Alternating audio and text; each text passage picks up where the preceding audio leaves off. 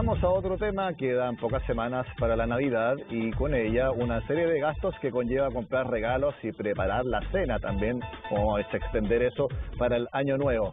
¿Cuáles son los mejores consejos para evitar el sobreendeudamiento en esta época? Lo hablamos con el CEO de Invierte Fácil, Cristian L. Caros, a quien vemos en pantalla. Cristian, gracias por estar en CNN Chile. Hola, ¿cómo están? Gracias por la invitación. Buen día. Cristian, como asesor, ¿tú le dirías a una persona que se endeude para comprar regalos? Es una pregunta compleja desde el punto de vista emocional, obviamente, y desde el punto de vista financiero nunca va a ser una recomendación que las personas se endeuden y claramente buscar todas las alternativas posibles para no llegar a esa situación, porque obviamente el endeudamiento trae luego sobreendeudamiento y un montón de otras situaciones económicos, familiares, emocionales, justamente por el tema de los regalos. Sí, pero te lo pregunto en el sentido de que antes de endeudarse, por ejemplo, para comprar una casa, para algunas veces estudiar, porque son gastos muy grandes y que por lo tanto esperar ahorrar todo el dinero para hacerlo es prácticamente imposible. Entonces, si es que la buena recomendación es tratar en lo posible de en este tipo de gastos como son los regalos, algo más suntuoso, de segunda necesidad, evitar en todo momento, o si es posible, endeudarse para poder hacerlo. Siempre la recomendación va a ser buscar evitar el endeudamiento en el tipo de regalo de Navidad, siendo obviamente una época muy especial porque obviamente todas las familias se juntan. Creo que en el fondo lo más importante es tratar de planificar antes, o sea, comprar regalos 6 meses antes, aprovechar lo que son las oportunidades, por ejemplo, Black Friday, hacer un presupuesto porque finalmente esos recursos, por ejemplo, creo yo, que siempre son escasos, poder destinarlo, por ejemplo, a las vacaciones en familia, que son varios días. El evento de la Navidad es una noche, no le resto importancia, pero creo que ahí es donde hay que sopesar justamente qué es lo mejor para la familia y justamente no tener una carga económica que después tenga que estar yo todo el año tener que pagarla. Exactamente, hablemos entonces ya, si no queda otra que tener que pedir un crédito para Navidad, ¿tú recomiendas que sea un crédito para Navidad, otro crédito para vacaciones o consolidar todo en un mismo préstamo? En primer lugar, siempre la primera recomendación, voy a ir a tu pregunta, pero la primera recomendación siempre va a ser ahorrar en lo posible. Yo sé que cuesta, y la segunda recomendación dentro de esta pregunta tiene que ver en armar un presupuesto. Antes que tomar una decisión de acerca de un endeudamiento de consumo u otro instrumento, ahí están los avances en efectivo que son carísimos, líneas de crédito también que son carísimos. La recomendación en primer lugar es poder tener un presupuesto personal y familiar y saber exactamente cuánto es lo que yo dispongo o no. Y en base a esa disposición de recursos es finalmente el nivel de regalos que yo finalmente la realidad a la cual yo debería acceder y principalmente también priorizar los niños más que los adultos, donde los adultos, por ejemplo, tienen el típico amigo secreto, que creo que es suficiente, sobre todo cuando uno quiere obviamente pensar en la economía. Y con respecto a ya, si tuviera que tomar un endeudamiento, siempre lo ideal va a ser, por ejemplo, ocupar la tarjeta de crédito y distribuir esa compra en 3 cuotas precio contado, si esa tienda me lo permite, y así poder distribuir para no quedar ahogado en un solo mes y ojalá no tener que optar a un crédito consumo. Si fuera el caso, yendo a tu pregunta, de un crédito consumo ya no hay nada más que hacer, y fuera ese caso, obviamente buscar el crédito más barato, el que tiene el CAE más bajo, y ahí sumando la decisión tal vez de las vacaciones, poder tomar un crédito conjunto para poder obviamente abordar ambos montos y tal vez obtener una tasa más económica al ser un monto un poco más alto que solamente el de Navidad, pero siempre buscando que el CAE sea el más bajo para pagar los menos intereses posibles. Vamos por partes. Si tuviera que sí o sí pedir un préstamo, ¿tú también incluirías los gastos de marzo, teniendo en cuenta lo que acabas de decir, que mientras mayor el monto se puede conseguir una mejor condición en la tasa? Va a depender obviamente de esa realidad del presupuesto de la persona, volvemos a lo mismo, porque ese presupuesto me muestra por escala qué meses yo estoy negativo y qué meses yo estoy eventualmente positivo. Hay personas que reciben, por ejemplo, bonos anuales que se pagan en marzo. Entonces, dependiendo un poco del caso de la persona con respecto a su composición de ese flujo, es cuando yo pido finalmente ese crédito. Si fuera ese caso, que yo estoy en el fondo desfinanciado, por ejemplo, diciembre, enero, febrero y marzo, también con el tema patente, etcétera, y otras cosas, puede ser una idea poder tomarlo tal vez en el fondo en el mes de diciembre, o tal vez ocupar la tarjeta de crédito con 3 cuotas, como ya lo expliqué, poder pasar esos meses y solamente en marzo o febrero tomar ahí el consumo para poder pagar ya todo el flujo que me viene acumulado, que viene sin intereses, y poder pagarlo a partir de ese mes. Pero siempre la recomendación va a ser armar un presupuesto y en base a eso tomar una decisión, y siempre buscar otras formas de endeudamiento que puedan ser más económicas. ¿Tú recomiendas a las personas que se sienten en una mesa, en un escritorio o donde sea y se dispongan a diseñar un presupuesto? Porque la gente puede escucharlo, pero puede decir, ya, pero ¿cómo empiezo? ¿Cómo parto armando un presupuesto? Y ahí ponga, a ver, en Navidad tenemos tantos hijos, tenemos sobrinos, etcétera, el amigo secreto, ya, vamos a destinar esta cantidad de dinero. Para las vacaciones, queremos ir estas semanas, vamos a ir a este lugar, ya, vamos a destinar esto. ¿Tú lo recomiendas que sea así de claro, irlo viendo por ítem, pero sentarse a verlo?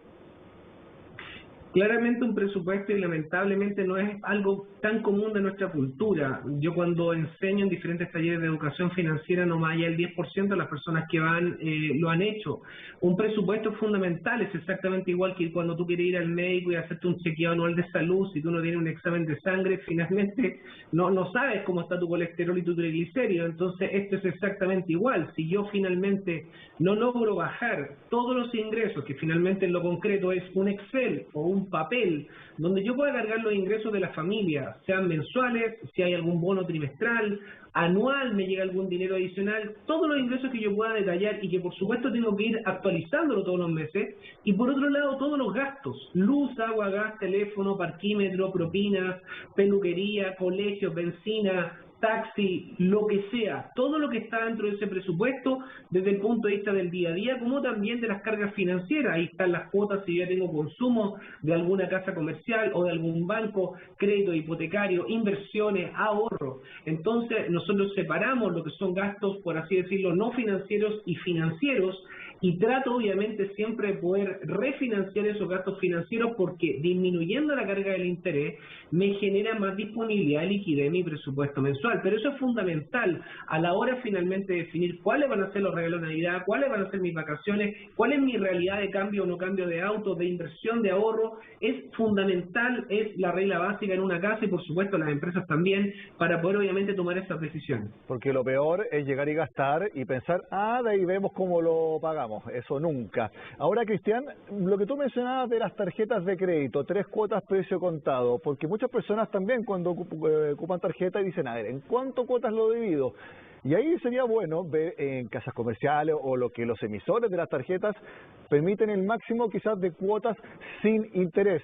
Pueden ser 3 o pueden ser 6, pero eso es muy importante. Ojalá que sean siempre sin interés. Efectivamente, cuando yo estoy armando el presupuesto y estoy, justamente como su nombre lo diga, lo dice, presupuestando, estoy presuponiendo qué es lo que van a venir en los próximos meses, yo tengo que aprovechar todos los instrumentos que están a disposición en el mercado financiero. Si yo tengo ahorro, debo obviamente llevar algún tipo de instrumento que me proteja de la inflación, que hoy día ya los bancos lo están entregando. Y en este caso, si yo tengo que ocupar una tarjeta de crédito porque, por ejemplo, voy a dar un regalo que es más oneroso, un regalo que tal vez, por decir un número, son 50.000 pesos, 80.000, 100.000, tal vez me conviene probablemente poder literalmente patear esa cuota, postergar esa cuota durante 3 meses, y así pagar solamente, si fuera 100.000 pesos, por ejemplo, 33.000 pesos a partir de enero, porque además cuando gasto en diciembre, la tarjeta cierra normalmente en 28 días, que sería el próximo mes donde parte el pago. Y eso ayuda a descomprimir ciertos meses donde el presupuesto está tan cargado que termino ocupando la línea de crédito, y la línea de crédito obviamente el banco me la cobra. Entonces aquí lo que estamos tratando es de poder distribuir ese ingreso y egreso, que son irregulares, sobre todo el egreso, para que sea lo más parejo posible, así menos intereses de pagar finalmente al sistema financiero. Cristian, te quiero preguntar antes de terminar esta conversación por los retiros de fondos. Cuando empezó a discutirse el cuarto retiro de fondos hace algunos meses, el mercado, intuyendo que podía aprobarse, tuvo efectos muy fuertes en la renta fija, etcétera, y eso afectó los créditos hipotecarios. Las tasas se dispararon y las condiciones se pusieron mucho más restrictivas. Poco a poco ha ido empezando a revertirse en el último tiempo, debido a que finalmente, como vimos este viernes, se cayó el cuarto retiro de fondos. La pregunta es, ¿cómo se cayó este cuarto retiro? ¿Pueden las condiciones de los créditos hipotecarios quizás revertirse un poco, empezar a bajar la tasa, ser un poco mejores las condiciones para los créditos hipotecarios? Es una muy buena pregunta. Efectivamente, el mercado se ve que hay una respuesta positiva con respecto al rechazo de este cuarto retiro, porque finalmente lo que al final se está viendo es que venían muchas presiones inflacionarias por un lado, hay 50.000 millones de dólares con estos 3 retiros que están afuera en el mercado hoy día, y por otro lado hay un financiamiento del mercado de capitales, o sea, finalmente la banca los instrumentos que finalmente la AFP busca para entregar una rentabilidad de mediano a largo plazo tiene que ver, entre otros, con el instrumento que son créditos hipotecarios. Entonces, finalmente, cuando nosotros estamos liquidando posiciones, finalmente la AFP, en vez de estar comprándolas, se están vendiendo. Sí.